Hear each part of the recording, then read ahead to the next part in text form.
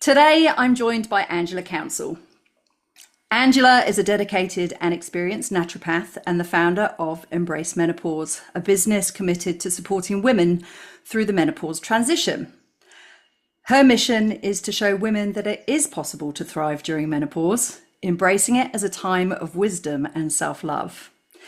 Angela first joined me on the podcast. I had a look back on June the 3rd. We released our first episode in 2022. And then we did another podcast on June the 23rd, 2023. So almost a year apart. And that was part of the intermittent fasting panel. Thank you so much for joining me again, Angela. Just as I said before we hit record, I feel like things have changed even in this last little while since we last spoke. Things are changing, and I wanted to get to the bottom of some of this menopause. A lot's changing, and thanks for having me back.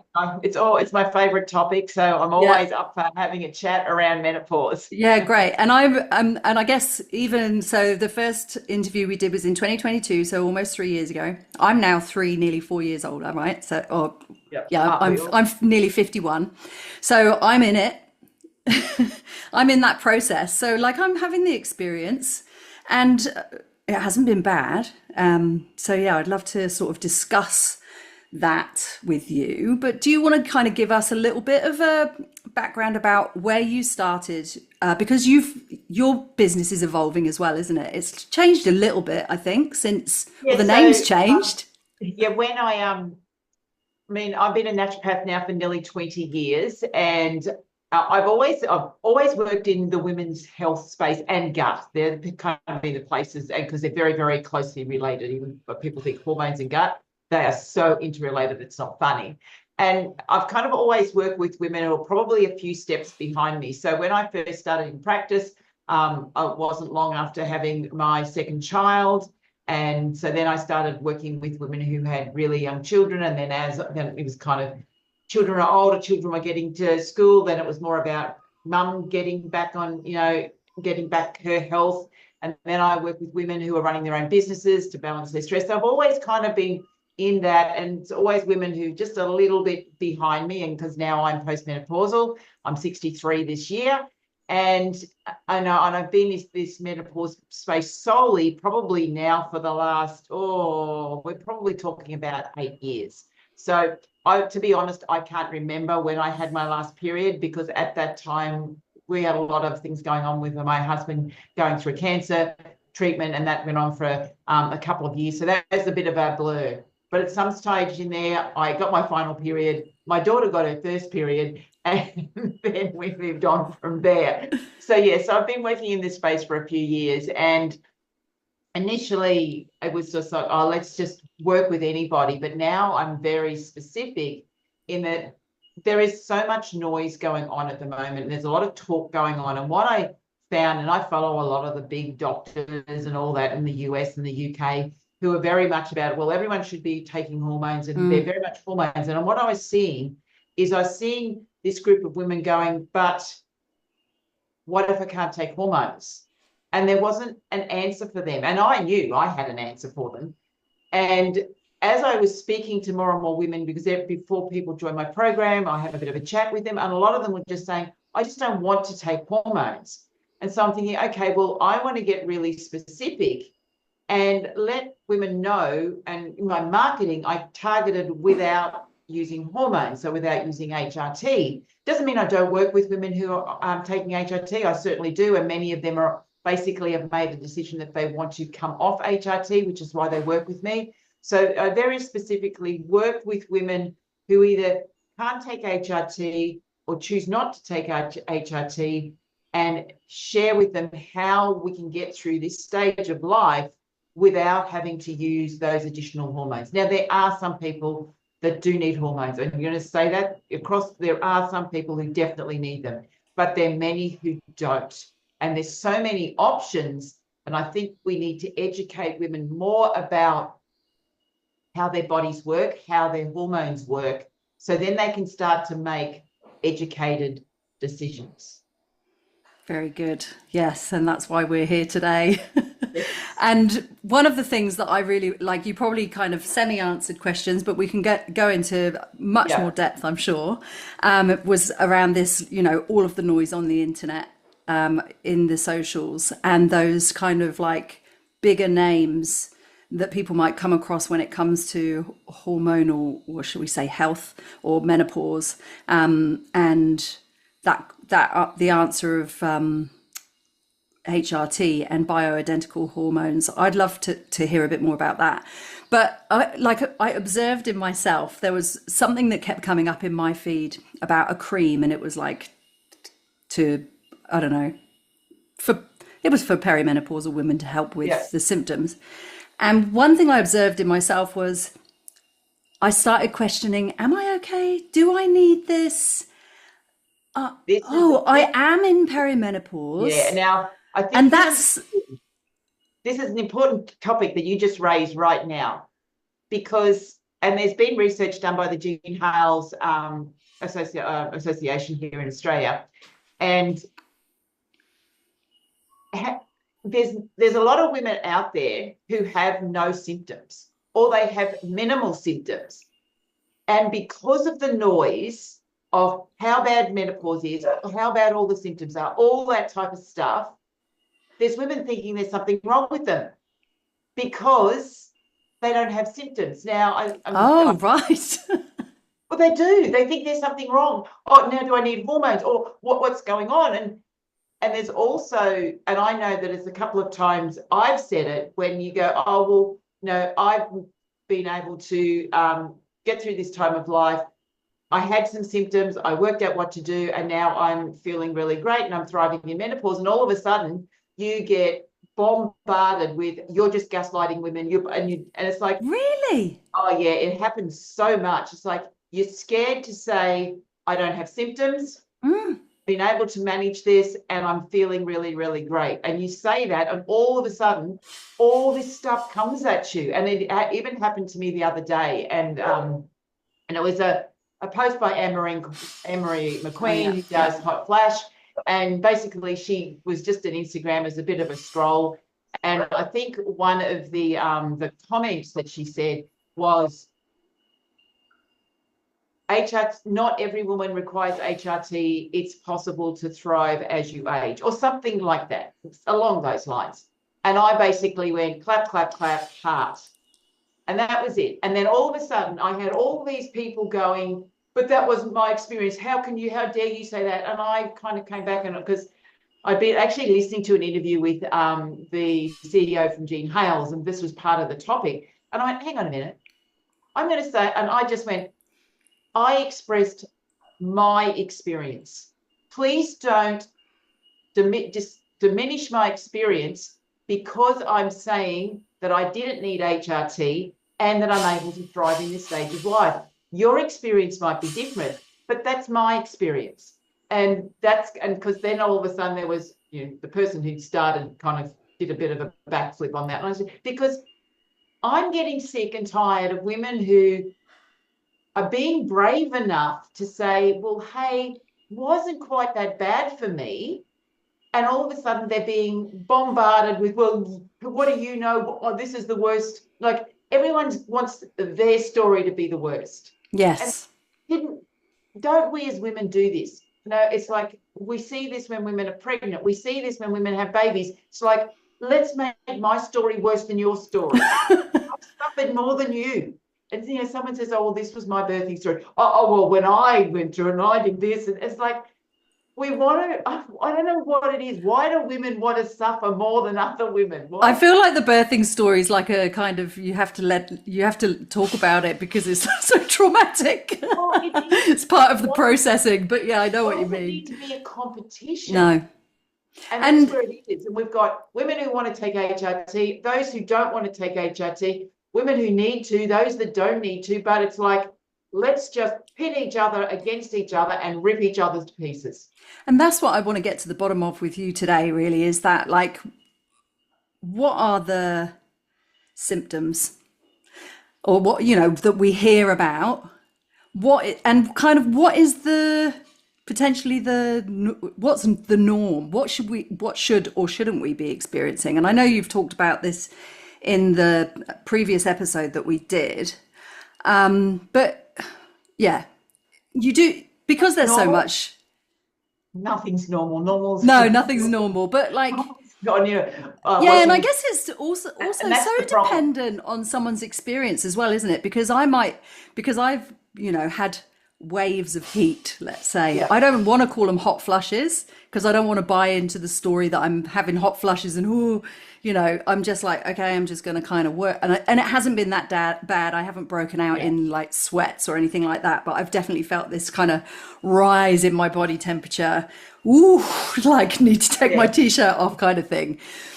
But like someone else might have the same physical experience, but emotionally it can play out quite differently as well. So and hot flushes is the one that we all kind of know about, and I started before talking about the survey that Jean Hales had, and what they found, and these numbers are not 100%, but basically we found, and it also backs up previous research, that about 18 to 19% of women will have symptoms that severely impact their quality of life and their ability to be able to do things. Yeah.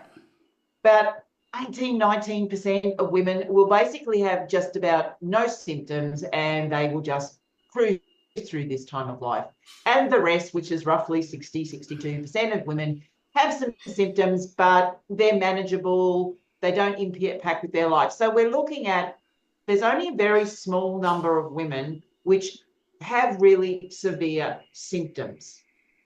So the rest of us, let's just talk about the rest of us and talk about what's common. Yeah. Because none of it's normal. Because normal is probably these people over here who are having very few symptoms. That's probably normal, but that's seen as abnormal. So what's common? So we know hot flushes is common. Yeah. Body aches and pain. Now that was one of my symptoms, and I didn't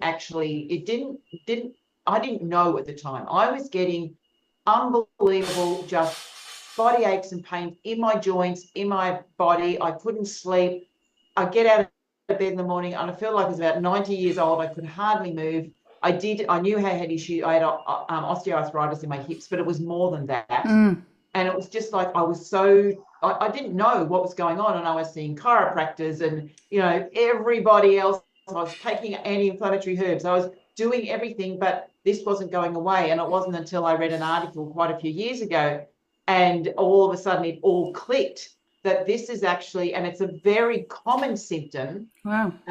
Women are being diagnosed with fibromyalgia quite often. And it's not actually fibromyalgia, because fibromyalgia is different, but it's a kind of like, it's an easy diagnosis to give. But what it is estrogen is the natural anti-inflammatory. And if we've got a body that's inflamed, then we're going to have pain, because this is what inflammation is. It's redness, it's soreness, it's pain. And if we've got a body that's inflamed and our estrogen levels come down, we start to get this pain. Now, the majority of inflammation tends to come from the food that we eat. That's the majority, and also stress. And also insulin resistance is also another very common symptom. And this kind of goes along with the pain as well. And this is also related to our food. And once again, because when our estrogen levels are higher, estrogen manages our insulin better. It helps to kind of keep insulin resistance away, unless of course you've got a real issue with your diet. But it kind of covers up a lot of those insulin resistant signs. And then once we get to perimenopause, as estrogen's kind of coming down, it's going up and going down. Now we've got insulin resistance, and now that's when we start to put on this weight around it. And so that's very, very common. I had that as well. I know, out of nowhere, I put on something like 20 kilos, and I had what we considered a healthy diet. I was a naturopath. I knew a nutritionist. I was following a keto paleo style of, paleo living. And when I wanted to lose weight, I would just do keto. It wasn't working for me anymore. And it's because all of this underlying stuff was going on. And I had some insulin resistance. I had inflammation going on. And as I said, I thought I had a pretty healthy diet, and other things that brain fog also impacted by this change in the estrogen and progesterone levels, because the brain and the ovaries are very connected. And we've been taught that menopause is actually a reproductive issue or change. It's actually a brain. It's a change in the brain more than anything else. Yes, we run out of eggs. Yes, our ovaries start to stop producing estrogen, but it's all driven by the brain. And now we're starting to realize more and more, and there's a bit more research going on the role of the brain in how we manage our, how we get through menopause. And stress sits in the middle of that as well, because our adrenal glands sit kind of in between our brain, our ovaries, and our adrenal glands. And so that's where stress plays a role as well. So a lot of the symptoms that we are experiencing, and I don't know, I think we got up to 100 different symptoms, and I question that they're all menopause symptoms. I think we have to be very careful about putting a symptom going, oh, it's just menopause. It could be something going on with your thyroid, low thyroid function. It could be nutrient deficiency, iron deficiency plays on, when we got low energy levels, magnesium can also deficiency. So it could be many other things, but when we're just going, oh, that's a menopause symptom, nothing you can do about it, just get on with it, we're dismissing women. Or, well, it's a menopause symptom, here, take some hormones. And whilst that might help to make you feel better, particularly if it kind of lifts the estrogen levels back up again, it hasn't fixed the problem.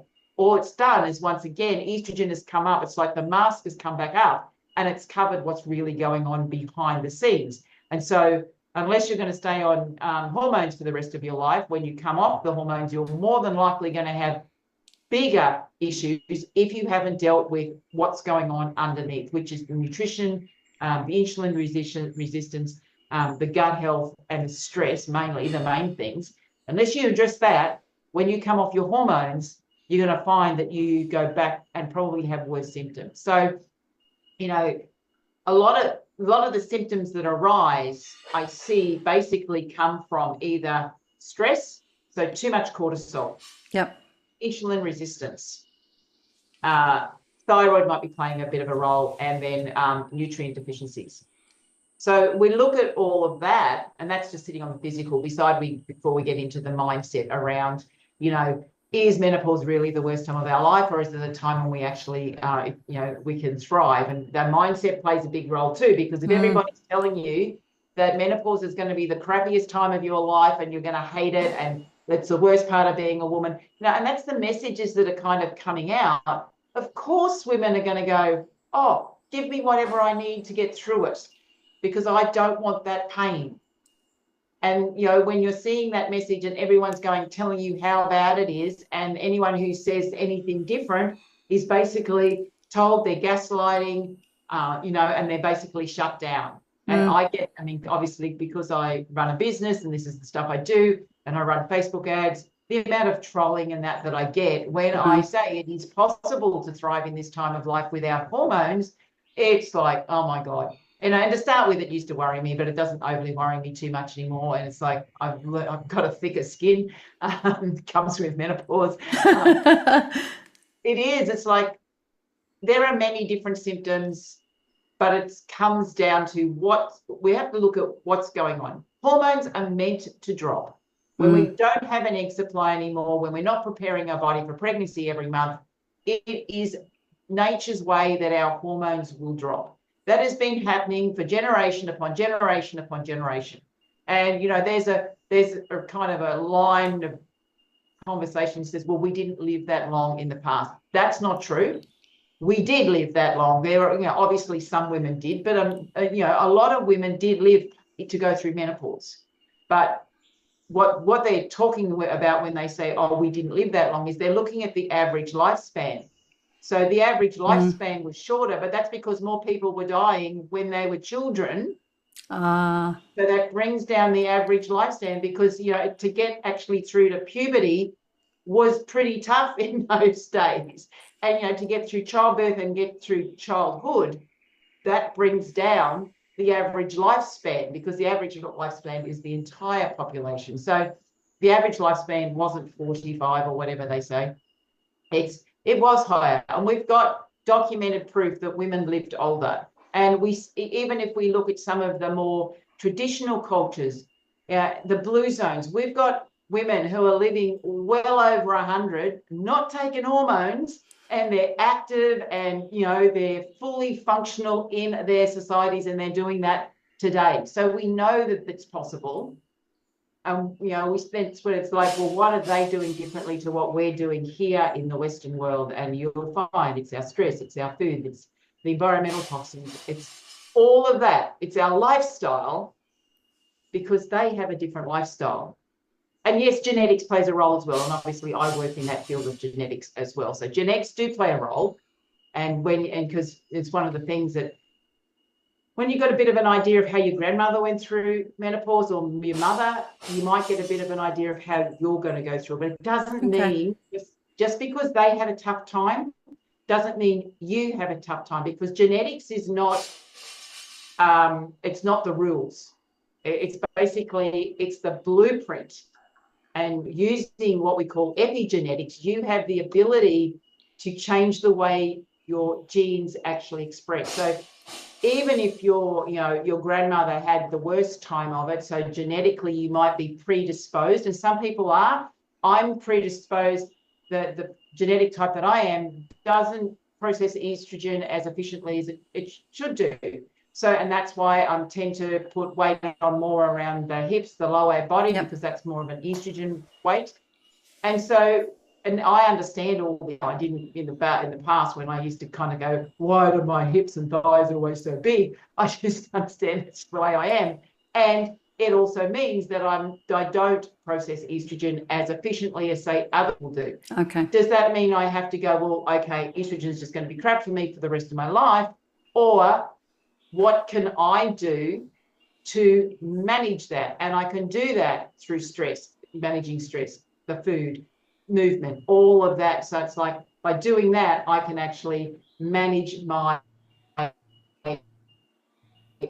what I want. So yeah, I don't know if I answered your question, but that's a very long answer. Well, that was that question was what are some of the symptoms and what's normal. So okay, so everyone's normal is going to be different. And the epigenetics thing is quite interesting, isn't it? Because my mum had quite a bad experience with periods in general. She had hysterectomy when she was in her late 30s, I think. But she kept her ovaries. But I think she went on HRT. But I haven't had a bad experience at all. But I think early 30s, well, she probably did. Okay. Yeah, so I think we've got a bit of a delay going on. Yeah. I'm not sure if she's in her early 30s. This is common, but what they do now, women who go into an early menopause, what they'll do is they will put them on HRT, and that's to preserve the bones. Okay. Because we do know that women who lose their estrogen too early are at a very high risk of osteoporosis. So what will happen is they will put them on HRT until they get to their natural, around their early 50s, and generally they will bring them off. But that's what they kind of do now. But if someone still keeps their ovaries, they tend not to give them hormones, because whilst the ovaries are there, their communication to the brain is still going on. And what they may get some symptoms, but some women, it doesn't overly impact them at all. And keep going on until they get to their their time when they naturally would go through menopause. So having that, just removing the uterus doesn't necessarily put you into menopause if you have two functioning ovaries. Yeah, I think my mum had I think she had the ovaries, and then later on, like, she had HRT, like when she started to go into menopause. But completely different lifestyle. And I haven't had really any bad experiences. I've had a few moments. Can you talk a bit about that osteoporosis thing? Because that's a real fear factor thing as well, I think. and that's kind of what can be a bit of a it is. selling point. So like, what about lifestyle factors when it comes to someone like me, let's say, or you, who exercises regularly and, you know, is maintain, and I know there's that decrease in muscle as well that, you know, we get scared about. You know, it's all downhill. What's your take on those things, like the decrease in muscle, the higher risk of osteoporosis, and like, is it really that bad?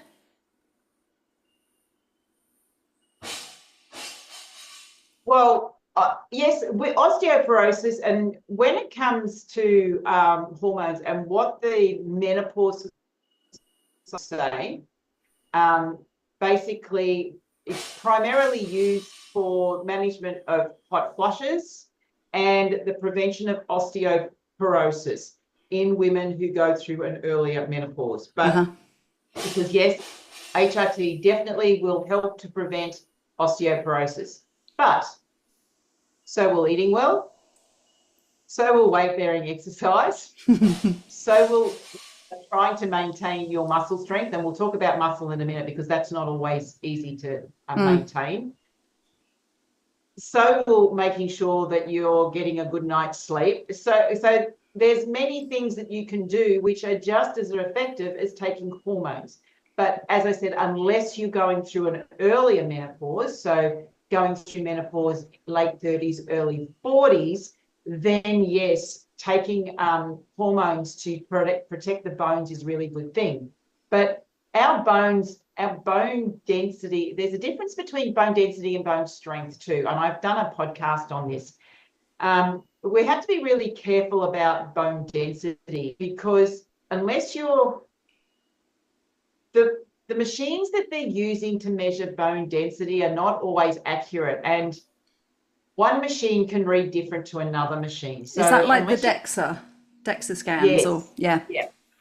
And so unless you're kind of not accuracy of your machine or you're always using the same machine, then you can get some differences in the readings. And we also have to remember that when they kind of create the Ys and the graphs and that everything, the basis that they're comparing it to is a 32-year-old male. And so that's the base. We're not for what ideal bone density? Yes. That's where we start. That's where they start. And then after that, they will correlate the age into it. But we start with a 32-year-old male, and then we correlate, then they kind of add your age into it as well. But once again, we're male, female.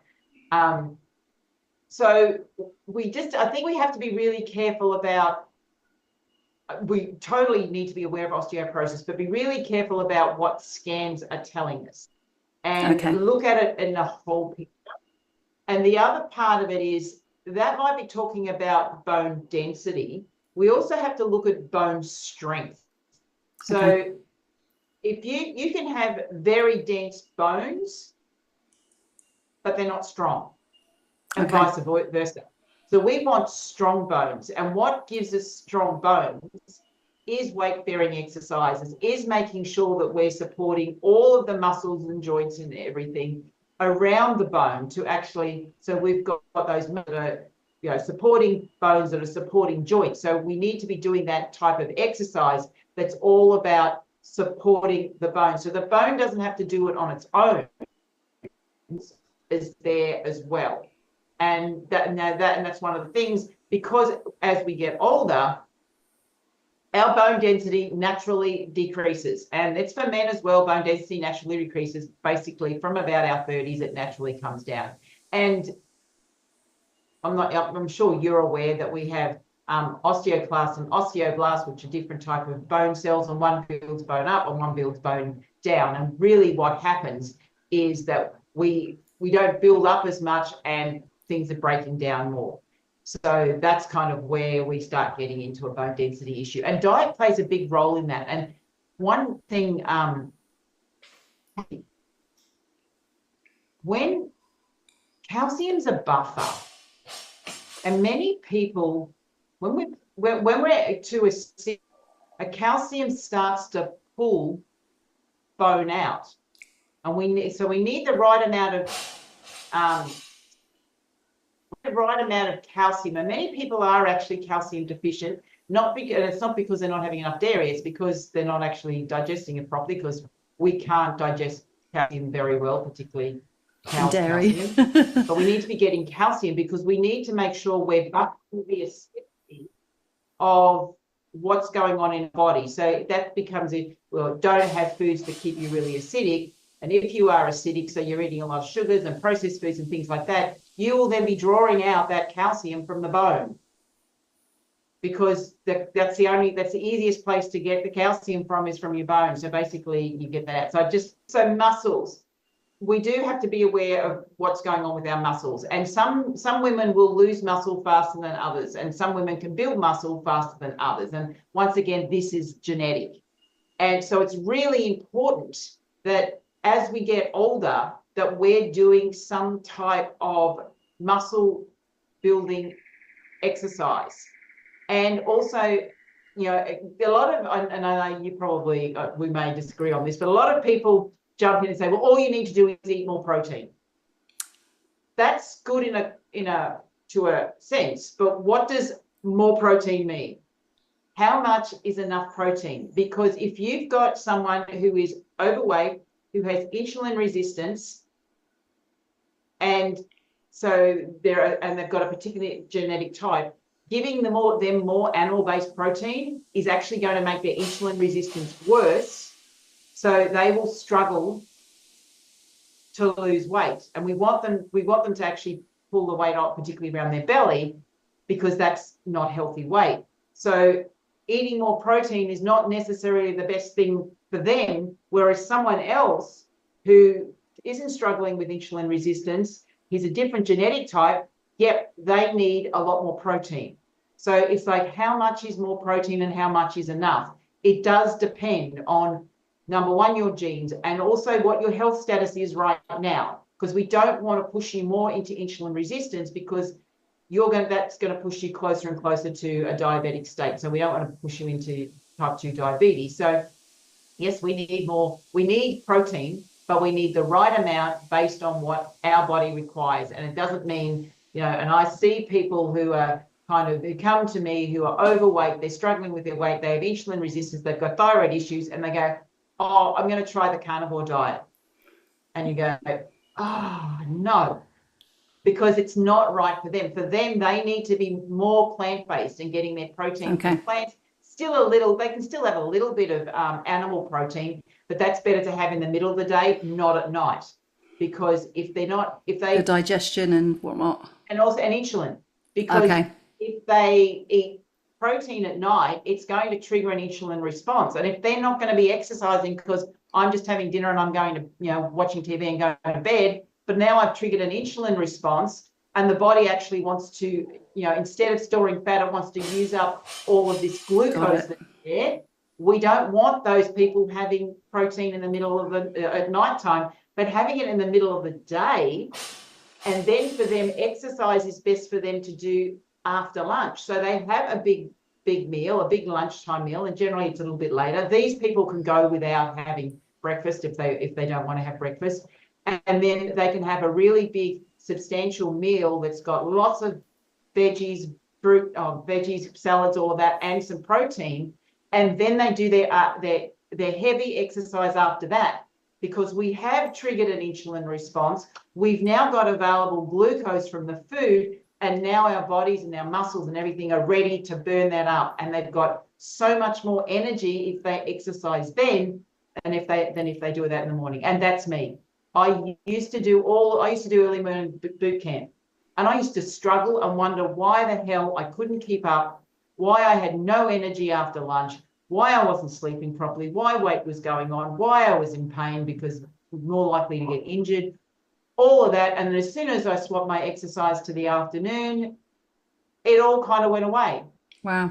And I mean, I still do some stuff early in the morning because I hike with others, but I know that is a stress on my body to get up early and go hiking first thing in the morning. So I've got a lot of other things that I do to make sure that my body is recovering quickly, and food is part of that, rest is part of that. But this is where we need to understand that we are all different. You know, we were talking about muscles and that. So yes, we do need to be eating protein. It needs to be the right type at the right time. But the biggest thing that we need to build muscles, and this is never spoken about, is a good night's sleep.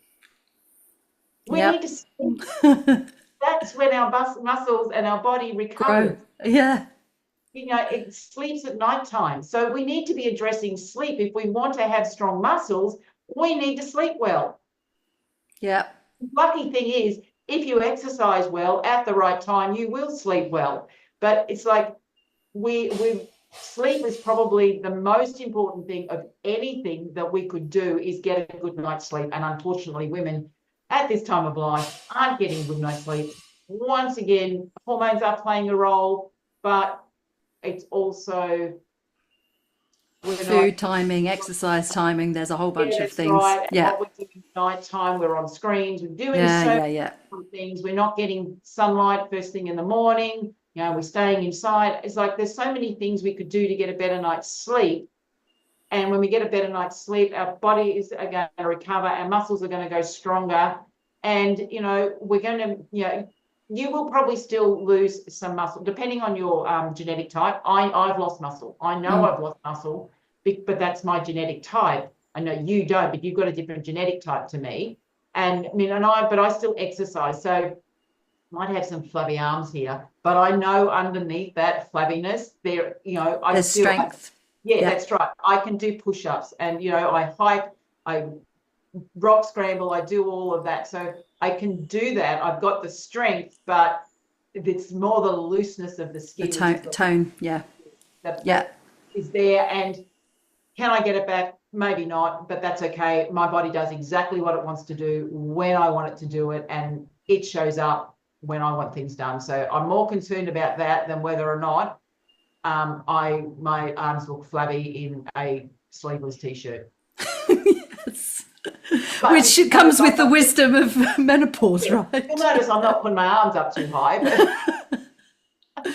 Well, I always argue when people held their arm up and, like, you know, flap around their bingo wings, I'm like, well, you know what? Everyone, if you relax a muscle and you poke it will wobble. It doesn't matter how old you are. That's right, it does. It's like, and when you sit and you slouch, you're going to get a round belly. And, you know, supermodels do the same thing. It's like when you slouch, they have a belly. It's like, and also look at what have we done? What, you know, our bodies have been through a lot. By the time we get to like this 50-year age, you know, the majority of us have given birth. One way or the other, we've carried a baby and it's come out somewhere. And, you know, our arms have held those children as they've grown. You know, many of us have breastfed, and even if you didn't breastfeed, your boobs still got bigger until the milk dried up. So we think of how marvelous and amazing our bodies are. We need to be grateful for it. And yes, it's changing, and it's not going to, your body, you know, I'm sorry for anyone who's listening or watching this, you are not going to get your 30-year-old body back. You just won't, not without some work and a lot of dollars, plastic surgery work. It's just not, because your hormones are different. And as your hormones change, hormones are signalers, they're messengers that send messages all around the body. And as your hormones change, your body will naturally change. And we as women tend to get softer. Our bodies get softer and a little bit rounder. And so long as we are healthy, I think there's got to be an embracing of that. It's like we just can't get back. You know, I know we see some women who are, you know, and I'm on Instagram, you know, these women who are 90 are doing all these amazing things. I watched some woman yesterday who broke the world record for planking. Again, she broke the first time, and the second time, and she did 4 hours and 30 minutes or something, and she's 58 or something. And it's like, I mean, that's absolutely amazing that she could do that. Fantastic what she could do. But it took a lot of work for her to do that. And yes, she's got the muscles, she's got all this stuff, But the majority of us don't either have the time, the inclination, or the genetics to actually do that. If she had a different genetic type, she wouldn't have been able to do that. And the mindset, which is another thing that you spoke. Yeah, that's like, so it's okay that our bodies get softer and they get rounder.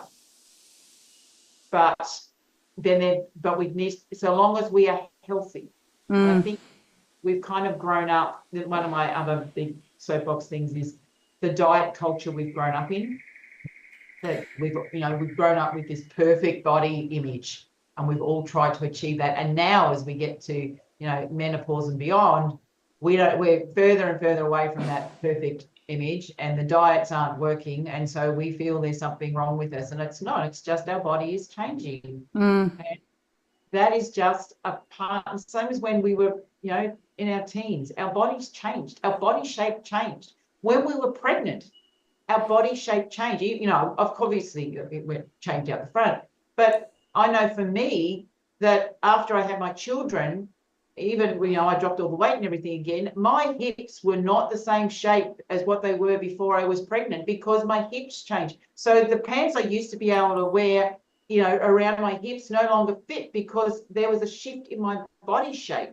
There was actually a change in my body shape. So this happens at different times of our lives, and this is just another time of life. So it's like, I'm certainly not saying, don't lose the weight, but do it from a place of health and being able to do what it is you want to do in your life, rather than, when I look on Instagram, that woman, is, same age as me, and she's got a body that looks like that. Well, you don't know what it took for her to get that body. Many of these, or how many filters she used. That's right. And you look at some of these, celebrities, it's like, and how many doctors they've are friends with. That's right, because it's funny. I was looking for some images for a presentation I was doing, just to show different genetic types, and I thought, well, if I went to celebrities, I might be able to, because people kind of understand that. And do you know how hard it is to find a celebrity that hasn't had work done, particularly the bigger ones? It's like, ones who are naturally slim, that's fine, I can find them. But those that I can tell from their body shape and their face shape and everything, that they're a bigger body type, they've all had work done, and it's really, really hard to find them, God, celebrities that haven't had work done. It is, and that's what we're trying to compare ourselves to, right? And striving for, when it's just not realistic.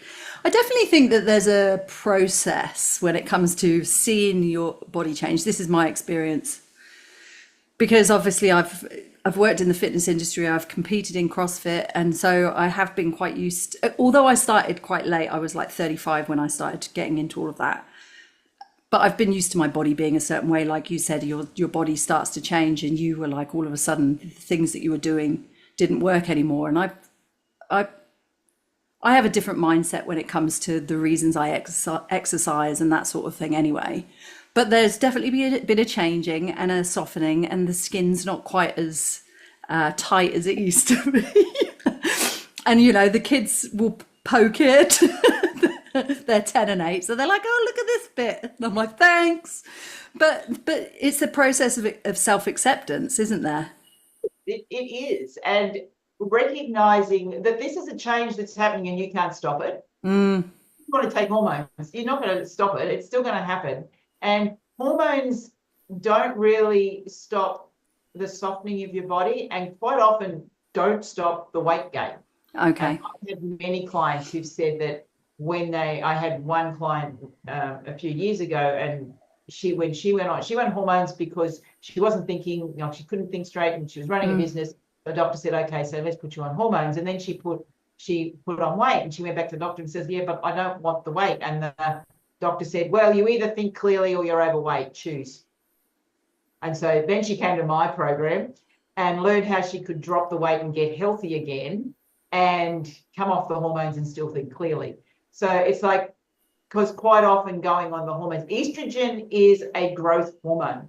That's what it's designed to do. It's designed, particularly in pregnancy, to grow a baby. Right. And it's one of the reasons why we will put on weight in pregnancy, because estrogen helps us grow. That's what it's designed to do. It's a growth hormone. Right. And that's why we also have to be very careful with having animal products that come from pregnant animals. Yes. Right. Let's talk about the thing that's really concerning me at the moment. And you've talked about it and you've said like it's not a one size fits all. And I sort of mentioned at the beginning that I've, get these things coming up in my feed about creams, and I'm like, do I need it? Don't I need it? And I've had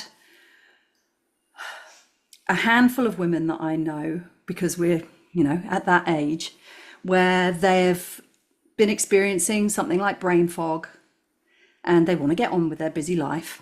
And they go to the doctor and the doctor puts them on hormones without necessarily giving them any bloods, doing any bloods, right? Just go, oh, we'll try this. And then they go, oh, that's not quite working, or you're getting these side effects. So let's try this. So not getting to the root cause. And also there's some influencers out there who, and sometimes, often men, who go, women have been suffering all of these years with menopause symptoms, and they don't need to because we have bioidentical hormones which aren't HRT. No, they are. But that, and they're not bad for you. There's no side effects. Okay, so they're the kind of things I'm hearing. So it's like a big concern for me, because I know that there are people like you that are actually able to help women, and I know that, like, I have personally managed my experience through lifestyle stuff. Yeah, it really concerns me that women think that that's the only solution. Can you give us a bit of a rundown? You said that some women absolutely do need to have some HRT. Like, when is it good? When is it not good? Like, let's start with what is it first, and what are bioidentical as opposed to yes. Around that. So, in the past, hormone replacement therapy. Yep. It was first created, I think, late 1940s, early 1950s, and it was kind of sold. It was the synthetic hormones at that stage. It was sold as to make you younger. And there was a book that was released by Robert Young, and I think it was Robert Young or Robert someone, I can't remember, but it was called Forever Young.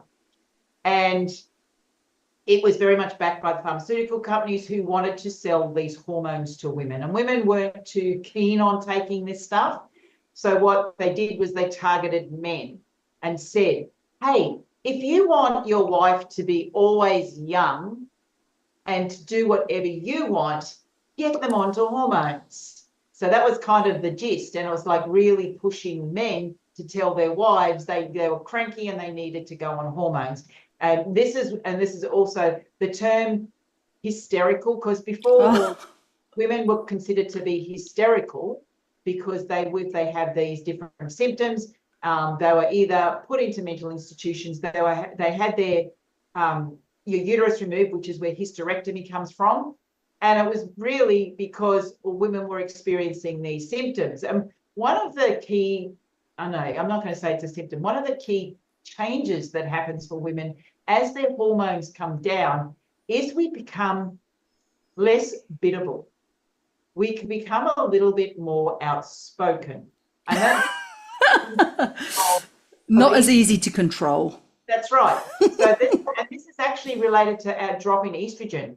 Estrogen is our mothering hormone. So as estrogen comes down, we're not quite so, I'm not saying, some people are still biddable, but it's like we kind of question things. And if you think about it, if we go back a few generations, women were not allowed to question anything.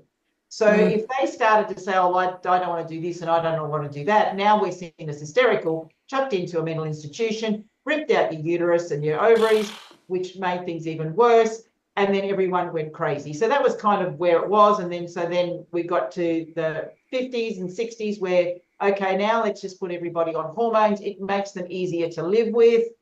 They'll look good. They'll stay looking young. They're basically going to do what you're told, because we're going to give all these hormones to keep them the same as they were when they were younger. And there's a whole book about this.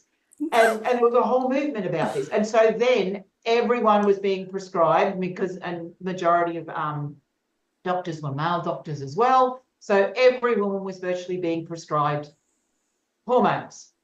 And then comes along, and hormones at that stage was the highest selling drug in the world. Wow. And comes along in the early 2000s, this big research trial that says hormones create cancer. And that particular study, it was flawed. It did actually come out with some good results, but that's not what hit the headlines. What hit the headlines is hormone therapy creates cancer. All of a sudden, no doctor prescribed it at all. And there was this big fear around the hormones. And it's since been looked at, and the studies have since been looked at. We know that they were using synthetic hormones. We know, and some were on estrogen only, some were on estrogen and progesterone. So they know that there was a difference in the synthetic progesterone was actually causing more of an issue than the estrogen. And also when the women that they put in the study were actually women who are older, because another side effect was it gives you heart attacks, but they were women who are older. So I think the majority were in their 70s. So we're talking postmenopausal women who probably already had a heart condition anyway. And so then, and when they went on the hormones, the hormones made it worse. And that we know that that's a known side effect, that if you already have a heart condition, that hormone therapy is not recommended for you after a certain age. So there were a lot of flaws in that study. So everyone now gets really scared. No, we're not going to touch any hormones at all. Pharmaceutical companies made lots of money. So then what happened was, in the kind of background, naturopathic doctors over this, there are in the States and Canada, they have naturopathic doctors. They had been using what was known as a bioidentical hormone, and it was being compounded by compounded pharmacists. And this was it was plant-based, and what they found, and it started with from wild yam, that the molecule within wild yam basically mimicked the hormone that we created in our body. So this is what it means by bioidentical or body identical. It means it's being created in a lab, but it's identical to what your body creates. Okay. So we do know that this is a lot safer, and particularly on the progesterone side of things. So having a bioidentical progesterone is a lot safer than having a synthetic progestin. And that's, they actually call different things, but quite often they use the same name. So now we've got women who are being prescribed bioidenticals, and what happened was the pharmaceutical companies are obviously losing a lot of money, and they went, oh, these people over there are doing something and they're making money out of that. So why don't we take what the compounding chemists are doing, and what we will do is we will do something and we'll patent it, we'll create a drug, and we will put that out there. So that's what bioidentical hormones are, and they're out pretty much across the marketplace. I mean, I'm not sure if anyone, there's probably still some doctors who might still be prescribing synthetics, but the majority are bioidenticals, which are deemed to be safer. And at this stage, yes, they are. But we have only been using them for a relatively short amount of time. Which often happens with a whole bunch of things, right? 10 years down the track, we go, oh, yes, maybe we shouldn't have done that. So it's a safer form of hormone. Yeah. But we don't know, and this is my concern, we really don't know what the impact of having higher levels of that hormone in your body is as you age, when you're not meant to have that level of hormone. So we've got higher levels of estrogen, and we have higher levels of progesterone. So they're prescribed together unless you don't have a uterus. If you don't have a uterus, you can have estrogen only. You don't need progesterone. You need progesterone to protect the uterus, because we know high levels of estrogen are carcinogenic, can cause uterine cancer. So they always give you progesterone if you have a uterus. If you don't have a uterus, you can go estrogen only. So that to me is a bit of a red flag. Well, they actually know that that's a problem. So I don't know that we're really going to know probably for about 20 or so years what the real impact of using these hormones long term, because the menopause societies around the world actually don't recommend lifetime use of hormones. They only recommend it for a certain amount of time and then weaning off. And they've got age limits of, depending on different societies have different age limits, but generally the recommendation is not to be having them once you're over 60. That's a general statement, but many doctors are not following those guidelines and they continue to prescribe them. And we have women who go, I am never coming off my hormones. And if I've tried to come off my hormones, things are so bad, I go back on. It's because they haven't addressed the underlying stuff that's going on. Yeah. So I think we don't know enough yet about hormones to say it's completely safe. We definitely know it's safer than the synthetics. We do know that it does help with some symptoms, but we also know some women really struggle with hormones. And when they take hormones, they really, really struggle. So it doesn't work for everyone. And we don't call it HRT. I mean, we still colloquially call it HRT. It's now, because it's not hormone replacement. We don't need to replace our hormones. Hormones are fine as they are, but it is hormone therapy. So it's called hormone therapy. So that's really just to change around there's a lot of, and this came from the Forever Young book as well, is that menopause is a state of hormone deficiency. And I still see this where there are still some doctors who are basically going, oh, well, you're estrogen deficient, so we need to give you back more estrogen. You're not deficient in estrogen. You've got the right amount of estrogen that your body requires for the stage of life that you're in. Basically, so it's the same stage of life of when you're in puberty, when you weren't, producing eggs every month. So we just revert back to where we were when we were non-reproductive. That is the right level for where you should be at that stage of life. We don't need to replace hormones, but sometimes people will need some therapy. So we can use hormones as a therapy to help them manage symptoms. And I think, and symptoms are worse now because of the lifestyle that we live. It all comes down to the lifestyle. But women want to continue to be at their peak performance. And, the same as, they're competing with 30-year-olds and all of that. You've got high-level women who need to be able to compete. So the only way they can get there is to either take hormones or do the work. And many of them don't have the time to do the work, or they choose not to do the work.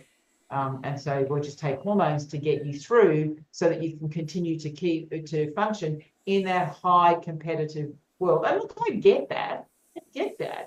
But sometimes there will come a time where I think there comes a time of reckoning. There's got to, right? There's got to be at some stage. Like changes, the better you're going to be. Interestingly, one thing I've experienced, because when you're in a normal or normal, I'm using that word again, when you're in a regular cycle, you have those kind of peaks and troughs with mood and energy levels. And I've actually found that I'm much more steady, consistent. There's definitely moments, like I don't think I'm completely in menopause yet, but I'm definitely on my way. And so I do have those sometimes, but very rarely, where like I'm lower energy, my sleep's not as good. But I feel like more consistent in who I am. You do the work. Yeah. So you do the work. And, that perimenopause stage can be, 13 years. Yeah, wow. Think, oh my God, I've got to put up this for so long. You don't have to put up with it. There's many things you do. But also, I think the gift is in knowing that once your hormones settle down post-menopause, that things will just calm down if you've done the work. Yeah. And it's like that time beforehand is your preparation time for the next stage of your life. It's an initiation. It's a time of change. It's like we don't celebrate those transitions in our society, but in other societies they do. Women, once they come through menopause, they are the wise women and they are respected and revered. Whereas in our society, It's like as soon as you get your first grey hair, it's like, oh, you're old. And don't talk about menopause because then you're really old. So it's like our society doesn't respect women as they age. We do men, but we don't respect women as they age. And so any wonder women don't really want to get to this time of life and they in their 40s and they stick their head in the sand and say, oh, I want to talk about menopause. We actually have to because you've probably got in perimenopause right now. And then unless you do something about it, it's not going to get any better. But it's your training ground for the next stage of life. How do you want to, if we think of our life in thirds, we're kind of to the last third of our life. So how do we want to live that? I know for me, I don't want to be medicated and not being able to move and just sitting in a room doing nothing. I look at my mother and that's how I see it. When she's not medicated, I'll say that. She's never been on medications. She's as healthy as a horse, but she doesn't go anywhere and she doesn't do anything. And it's like, I don't want to be like that. Why I do everything I can to keep mobile. Hiking is my thing. I hike everywhere. And it's like, that's my time happy place. And it's big because it gives me the strength. I put a backpack on my back and I feel so strong. My boots on and I just feel strong within myself. And it's like, there's my strength. I'm just so grounded. I'm very, very grounded. And I just hike and it just gives me what I need. And that's what I want. As I age, that's what I want to continue to do. I'm going out with hiking boots on. But if I go out falling off the side of a mountain, that'd be great. I said to my kids the other day, I don't know why they were talking about death, but I was like, I just want to die of old age. Like, I don't want to die because I've on medication or because of an illness. Like, just when I'm done, I'm done. And that's the way we used to die. Yes, that's right. In the past, this what used to happen, and we see this in the blue zones that we have people who are, 100 plus and they're doing everything. Some of them are working and they're walking, they're part of the community, they've got this life purpose. And then one day, basically, their energy just drops and within a week or so, they're gone.